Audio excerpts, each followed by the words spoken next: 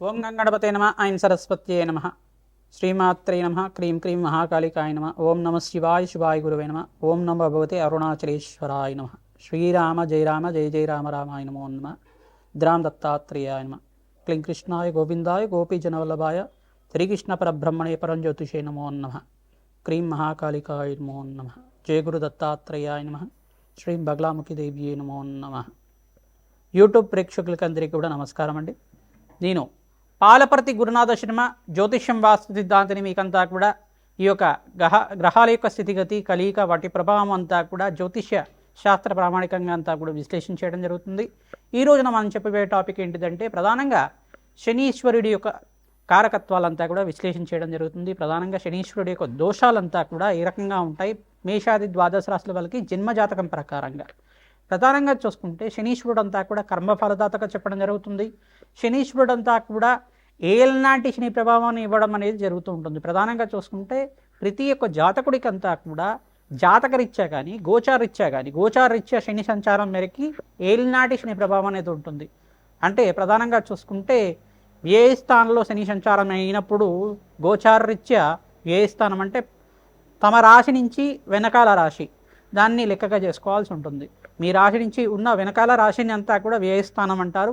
జన్మస్థానం మళ్ళీ మీ రాశి ఉన్న స్థానంలో జన్మస్థానం అని చెప్పేసి అంటారు. మరి ధనస్థానం అని చెప్పేసి అంటే కుటుంబ స్థానము, ధనస్థానం అని చెప్పేసి అంటే కనుక మీ రాశి కన్నా ముందు ఉండే స్థానం అంతా కూడా ద్వితీయ స్థానము, ధనస్థానం అని చెప్పేసి అంటారు. ఈ మూడు స్థానాల్లో కనుక గోచారరీత్యా శనీశ్వర సంచారం అంతా కూడా జరిగినప్పుడు మీకంతా కూడా ఏలినాటి శని ప్రభావం అనేది జరగడం జరుగుతుంది. తద్వారా మీకంతా కూడా గోచారీత్యా ఫలితాలంతా కూడా చెప్పడం జరుగుతుంది. ప్రధానంగా ఈ ఫలితాలంతా కూడా చూసుకుంటే జన్మజాతకం ప్రకారంగా ఉంటాయి కావున మీరు విశ్లేషణ చేసుకొని జాతకరీత్యా ఈ యొక్క జ్యోతిష్ సిద్ధాంతులతో మీరంతా కూడా పరిహారం అంతా కూడా ఆచరించడం వల్ల శుభ ఫలితాలు పొందడానికి ఆస్కారం ఉంటుంది. ప్రధానంగా గోచారరీత్యా శనీశ్వర సంచారం మేరకి ఇంతకుముందు చెప్పిన విధానంగా అంతా కూడా మీకు గ్రహాల యొక్క గోచారరీత్యా శనీశ్వరుడి యొక్క గోచార సంచారం మేరకు మాత్రమే ఏలినాటి శని ప్రభావం అనేది 7.5 సంవత్సరం వరకు ఉంటుందన్నమాట. ప్రతి ఒక్క జాతకుడికి అంతా కూడా 2 సార్లు కానీ కొన్ని మంది జాతకులకి కనుక ఈ యొక్క వాళ్ళ ఆయుష్ ప్రమాణం బట్టి 3 సార్లు కూడా రావడం జరుగుతుంది. ప్రధానంగా చూసుకుంటే జాతకమే ప్రధానమైన జాతకంగా ఉంటుంది. జన్మజాతకం పుట్టిన సమయాన్ని బట్టి పుట్టిన లగ్నాన్ని బట్టి జాతకం అనేది ఆధారపడి ఉంటుంది. గోచారరీత్యా అంతా కూడా శనీశ్వర సంచారం అంతా కూడా చూసుకుంటే ప్రస్తుతానికంతా కూడా ఈ యొక్క మీనరాశిలో శనీశ్వర సంచారం అంతా కూడా జరుగుతుంది. ప్రధానంగా ఏలినాటి శని ప్రభావం అంతా కూడా చూసుకుంటే ఈ యొక్క మేషాది ద్వాదశ రాశుల వాళ్ళకి ప్రధానంగా మేషరాశి జాతకులకి ఏలినాటి శని ప్రభావం అనేది ఉన్నది. అంటే ప్రథమ దశలో ఉగాది నుంచి ప్రారంభమైంది. ఈ యొక్క ప్రథమ దశలో ఇప్పుడే ప్రారంభమైంది కాబట్టి వాళ్ళకి ఏలినాటి శని ప్రభావం 7.5 సంవత్సరాల వరకు ఉంటుంది. మళ్ళీ ఇక్కడ చూసుకుంటే శనీశ్వరుడు అంతా కూడా మీనరాశి వాళ్ళకంతా కూడా 2వ స్థానంలో ప్రధానంగా చూసుకుంటే వాళ్ళకి మేషరాశిలో అంటే మేషరాశి నుంచి వాళ్ళకంతా కూడా చూసుకుంటే వ్యయస్థానం అవుతుంది. శనీశ్వరుడు అంతా కూడా మీనరాశి. ఈ యొక్క ప్రథమ దశలో అంతా కూడా మేషరాశి వాళ్ళు ఉంటారు. మీనరాశి వాళ్ళు చూసుకుంటే జన్మస్థ శని దోషం అని చెప్పేసి అంటారు. దీన్నంతా కూడా 2వ దశలో మీనరాశి వాళ్ళు ఉంటారు. తద్వారా మీకంతా కూడా చూసుకుంటే ఏలినాటి శని ప్రభావం అంతా కూడా కొంచెం ప్రబలంగా ఉండడానికి ఆస్కారం ఉంటుంది. ఎటువంటి భయాలు అంతా కూడా పెట్టుకోవాల్సిన అవసరం లేదు. శనీశ్వరుడు అంతా కూడా ప్రశాంతమైన చిత్తంతో భగవంతుడు ఆరాధన చేసిన వాళ్ళకి, శ్రీరాముడి ఆరాధన చేసిన వారికి ప్రధానంగా శ్రీరామచంద్రస్వామి యొక్క నామస్మరణం మాత్రం చేతిని శ్రీరామ జయ రామ జయ జయ రామ రామ అనే నామాన్ని అంతా కూడా స్మరించడం మాత్రం చేతిని సకల గ్రహదోషాలు నివారణ అవుతాయి, పటాపంచలు అవుతాయి. ప్రధానంగా కోటి యజ్ఞాల ఫలితాలు ప్రధానంగా అగ్నిష్టోమ, వాజపన, శాంతపన, బ్రహ్మయజ్ఞాతి, శతశస్త్రాశ్వమేధ యాగాదులు కోటి యజ్ఞాల ఫలితం అంతా కూడా భగవంతుడి నామస్మరణ మాత్రం చేతనే వస్తూ ఉంటాయి. మీరు ప్రధానంగా చూసుకుంటే మనోవాంఛలంతా కూడా తీరాలి. ప్రధానంగా ధార్మికమైన జీవితం జీవిస్తూ ప్రతినిత్యం కూడా భగవంతుడు ఆరాధన చేస్తే శనీశ్వర దోషం అంతా కూడా ఎటువంటి ప్రభావం లేకుండా ఉంటుంది. ధార్మికమైన జీవితం జీవించాలి. ధర్మపదంగా జీవితాన్ని జీవించడానికి ప్రయత్నం చేయాలి. ప్రతి విషయంలో కూడా ధర్మపదంగా జీవితాన్ని నడవడిక అనేది ఉంటే కనుక అమ్మవారి అనుగ్రహం వల్ల మీకు అంతా కూడా మంచి జరగడానికి ఆస్కారం ఉంటుంది. సకల గ్రహదోష నివారణకంతా కూడా మీకు పరిష్కారం చెప్పడం జరుగుతుంది. ప్రధానంగా ఈ యొక్క మీనరాశి వాళ్ళకి 2వ దశలో ఉంటుంది. కుంభరాశి వాళ్ళకంతా కూడా 3వ దశలో ఏలినాటి శని ప్రభావం అనేది ఉంటుంది. ఈ గ్రహదోషాలంతా కూడా నివారణ అవ్వాలి అంటే కనుక ప్రధానంగా కాలభైరవ స్వామి ఆరాధన విశేషంగా చేసుకుంటూ ఉండాలి.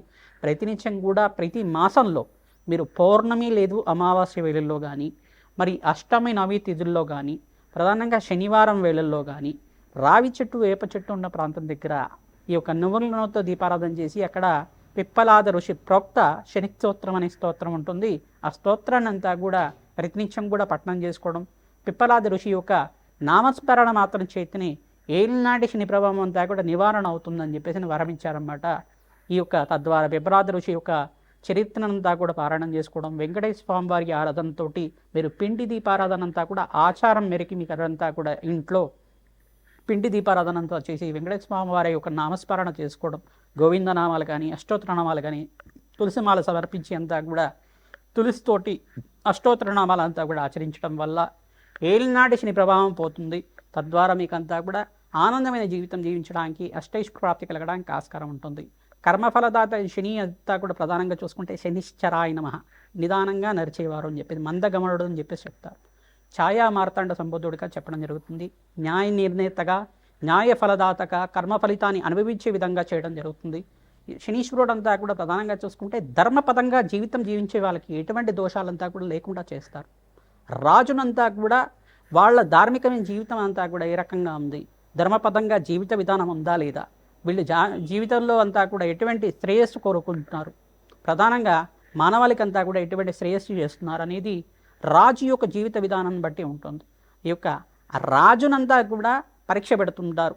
తద్వారా మీకంతా కూడా మానవాళికి శ్రేయస్సు ఏ రకంగా జరుగుతూ ఉంటుంది. శనీశ్వరుడు అంతా కూడా మానవాళి మీద కూడా తమ యొక్క శక్తిని అంతా కూడా వక్రదృష్టిని కావచ్చు, ఏలినాటి శని ప్రభావం వల్ల కావచ్చు, కర్మ ఫలితాన్ని అనుభవించే విధంగా చేయడం మాత్రం చేస్తుంటారు. ఎప్పుడైతే కనుక భగవంతుడు ఆరాధన, శనీశ్వర అభిషేకాలంతా కూడా ఆచరిస్తూ ఉంటాం, పరమేశ్వరుడు అభిషేకాలంతా కూడా ఆచరించడం వల్ల సకల గ్రహదోష నివారణ అవుతుంది. మీరు చేసుకున్న కర్మ ఫలితాన్నంతా కూడా దుష్కర్మలు ఏమైనా పూర్వజంలో చేసుకుని ఉంటే తెలిసి కానీ తెలియకుండా కానీ సకల గ్రహదోష నివారణ జరుగుతుంది, సకల పాప విముక్తి అవుతుంది, సకల పాపాలంతా కూడా పటాపంచలు అవ్వడానికి ఆస్కారం ఉంటుంది. ఈ యొక్క స్తోత్రాలంతా కూడా పఠనం చేసుకుంటూ ఉండాలి. శనీశ్వర ఈ యొక్క కవచాన్ని ప్రతినిత్యం కూడా పారాయణం చేసుకోవడం, హనుమత్ కవచాన్ని పారాయణం చేసుకోవడం వల్ల, ప్రధానంగా సుందరాకాండ పారాయణం అంతా కూడా ప్రవచనంలాగా ప్రతినిత్యం కూడా వినడం వల్ల తద్వారా మీకంతా కూడా శనీశ్వర దోష నివారణ జరగడానికి ఆస్కారం ఉంటుంది. ప్రధానంగా బాలకాండని, రామాయణంలో బాలకాండనంతా కూడా వినడం వల్ల మీకు సకల గ్రహదోష నివారణ అవడానికి ఆస్కారం ఉంటుంది. సీతారాముల కళ్యాణ ఘట్టానంతా కూడా ప్రతినిత్యం కూడా పారాయణం చేసుకోవాలి. ప్రధానంగా సీతారాముల కళ్యాణం అంతా కూడా ఏ రకంగా జరిగిందని ప్రవచనంలాగా వింటూ ఉండడం వల్ల ఏలినాటి శని ప్రభావం అంతా కూడా నివారణ అవుతుంది, సంతాన అభివృద్ధి కలుగుతుంది, సత్సంతాన యోగం కలుగుతుంది, శీఘ్ర కళ్యాణ యోగం కలగడానికి ఆస్కారం ఉంటుంది, వంశాభివృద్ధి కలగడానికి ఆస్కారం ఉంటుంది, అష్టైశ్వర్య ప్రాప్తి కలగడానికి ఆస్కారం ఉంటుంది. ఇటువంటి పారాయణాలు చేసుకోవడం వల్ల అష్టైశ్వర్య ప్రాప్తి కలుగుతుంది. తిలహోమం అనేది చేస్తూ ఉంటారు. ప్రధానంగా పురుష సూక్త విధానంగా మూలమంత్ర సహితంగా ఈ యొక్క కాలభైరవ శాంతి హోమాది కార్యక్రమాలు కానీ, ప్రత్యంగరాదేవి హోమాది కార్యక్రమాలు కానీ, ప్రధానంగా మహాకాళి మూలమంత్ర సహితంగా కాలభైరవ శాంతి హోమాది కార్యక్రమాలు కానీ, దత్తాత్రేయ శాంతి హోమాది కార్యక్రమాలు కానీ ఆచరించడం వల్ల ఏలినాటి శని ప్రభావం అంతా కూడా నివారణ అవ్వడానికి ఆస్కారం ఉంటుంది.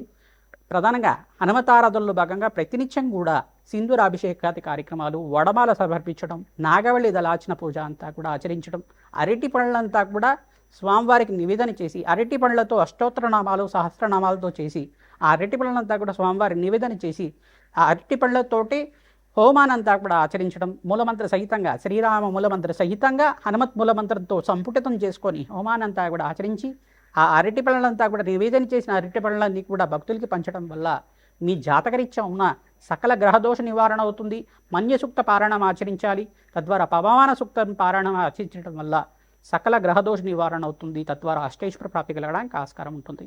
శ్రీరామ జయ రామ జయ జయ రామ రామ నామాన్ని ప్రతినిత్యం కూడా నామాన్ని స్మరణం చేయండి. తద్వారా నామస్మరణ చేసుకుంటూ హనుమత్ ఆలయంలో ప్రదక్షిణాలు చేయడం, ప్రధానంగా శ్రీరామచంద్ర స్వామి ఆలయంలో కూడా ప్రదక్షిణాలు ఆచరించడం, ప్రతినిత్యం కూడా నవగ్రహాలకి 27 ప్రదక్షిణాలు చేయడం వల్ల మంచి పుణ్య కలుగుతుంది. సకల గ్రహదోష నివారణ అవుతుంది. ఏలినాటి శని ప్రభావం, అర్ధాష్టమ శని ప్రభావం అంతా కూడా నివారణ అవడానికి ఆస్కారం ఉంటుంది. ప్రధానంగా ధనుస్సు రాశి జాతకులకంతా కూడా చూసుకుంటే దృష్టి అనేది పడింది. ప్రధానంగా దశమ దృష్టి అంతా కూడా ధనుసు రాశి జాతకులకంతా కూడా పడింది. సప్తమ దృష్టి అంతా కూడా కన్యారాశి వాళ్ళకంతా కూడా పడింది.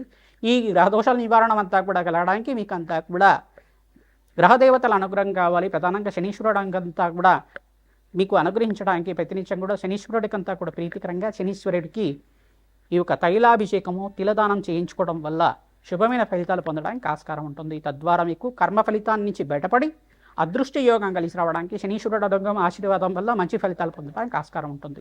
వృషభ రాశి జాతకులకి జాతకాన్ని తెలిసి ఉంటే కనుక లగ్నాన్ని చూసుకోండి, లేదు వృషభ లగ్నం అయితే వృషభ లగ్నాన్ని చూసుకోండి, రాశి తెలిసి ఉంటే కనుక రాశి చూసుకోండి. జాతక ఇచ్చే శనీశ్వరుడు దోషకారిగా ఉన్నారా లేదా, ప్రధానంగా మీరంతా కూడా జాతకాన్ని విశ్లేషణ చేయించుకొని జ్యోతిష పండితులతో నిర్ధారణ చేసుకొని దాని పరిష్కారం ఆచరిస్తూ ఉండాలి. ప్రతినిత్యం కూడా నడకతోటి అంటే ప్రదక్షిణాలంతా కూడా ఆచరించడం వల్ల శనీశ్వరుడు అంతా కూడా ఎవరైతే ప్రతినిత్యం కూడా దేవాలయంలో ప్రదక్షిణాలు చేస్తూ ఉంటారో వాళ్ళకంతా కూడా ఆశీర్వాదం ఇస్తుంటారు. కావున తద్వారా మీకు ప్రతినిత్యం కూడా 27 ప్రదక్షిణాలు కానీ, 48 ప్రదక్షిణాలు కానీ, 54 ప్రదక్షిణలు కానీ, రావి చెట్టు వేప చెట్టు ఉన్న ప్రాంతంలో కానీ, శనివారం రోజున శని హోరలో అంతా కూడా నల్లనోములు దానం చేయడం కానీ, ఇటువంటి పరిష్కారాలు ఆచరించడం వల్ల మీ జాతక ఇచ్చున్న జన్మజాతకంలో శనీశ్వరుడు అంతా కూడా దోషకారిగా ఉండి పాపగ్రహాలతో పాటు సంయోగంలో ఉంటే కనుక సకల గ్రహదోష నివారణ అవ్వడానికి ఆస్కారం ఉంటుంది.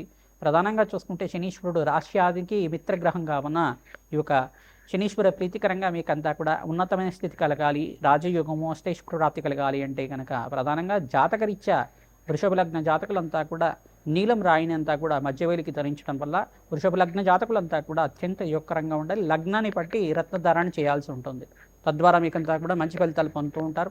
ఎవరి జాతకరీత్యా అయితే కనుక శనీశ్వర దోషం అంతా ఉందో వాళ్ళకి ప్రీతికరంగా మీరంతా కూడా శనీశ్వరికి తైలాభిషేకం ఆచరించడం, హనుమత్ మూలమంత్ర సహితంగా ఈ యొక్క శ్రీ సూక్త పారాయణం అంతా కూడా ఆచరించడం వల్ల శుభ ఫలితాలు పొందడానికి ఆస్కారం ఉంటుంది. ప్రతినిత్యం కూడా దత్తాత్రేయ నామస్మరణను ఆచరిస్తూ ఉండాలి. తద్వారా మంచి ఫలితాలు పొందుతూ ఉంటారు. జాతకరీత్యా ఉన్న గ్రహదోషాలకి పరిష్కారం ఆచరించడం వల్ల చండీ హోమాది కార్యక్రమాలు, బగలాముఖి శాంతి హోమాది కార్యక్రమాలు, ప్రత్యంగ్ర మూలమంత్ర సహితంగా జపము హోమాది కార్యక్రమాలు ఆచరించడం వల్ల సకల గ్రహదోష నివారణ అవుతూ ఉంటుంది. కాలభైరవ శాంతి హోమాది కార్యక్రమాలు ఆచరిస్తూ ఉండాలి. కాలభైరవ స్వామి దేవాలయంలో కూష్మాడ దీపాన్ని వెలిగిస్తూ ఉండడం, నువ్వుల నూనెతోటి ప్రధానంగా ఉప్పు దీపం అంతా కూడా పెడుతుంటారు. కాలభైరవ స్వామి దేవాలయంలో రావి చెట్టు వేప చెట్టు ఉన్న ప్రాంతంలో కూడా ఈ కూష్మాండ దీపాన్ని వెలిగించడం, మహాకాళి దేవాలయంలో కూడా కూష్మాండ దీపాన్ని వెలిగించడం, నిమ్మకాయ మాలలంతా కూడా అమ్మవారికి నివేదన చేస్తూ ఉండడం వల్ల మంచి ఫలితాలు పొందడానికి ఆస్కారం ఉంటుంది. ప్రధానంగా చూసుకుంటే హనుమతే శ్రీరామదూతాయ నమః నామాన్ని జపాన్ని చేసుకోవడం వల్ల ఏలినాటి శని ప్రభావం కానీ, గ్రహదోషాలు కానీ, ఎటువంటి దోషాలు ఉన్నా కానీ నివారణ అవ్వడానికి ఆస్కారం ఉంటుంది. ప్రధానంగా వృషభ రాశి జాతకులకి మహాలక్ష్మీదేవి ఆరాధన విశేషంగా యోగిస్తుంది. లక్ష్మీ నరసింహస్వామి దేవాలయం అంతా కూడా దర్శనం చేసుకోవడం వల్ల శనీశ్వర గ్రహదోష నివారణ అవ్వడానికి ఆస్కారం ఉంటుంది. శనివారం రోజున ప్రతినిత్యం కూడా అభిషేకాలు కార్యక్రమాలంతా కూడా శనీశ్వర వారికి ప్రీతికరంగా తైలాభిషేకం ఆచరించడం వల్ల మంచి ఫలితాలు పొందుతారు. శ్రీమాత్రే నమః.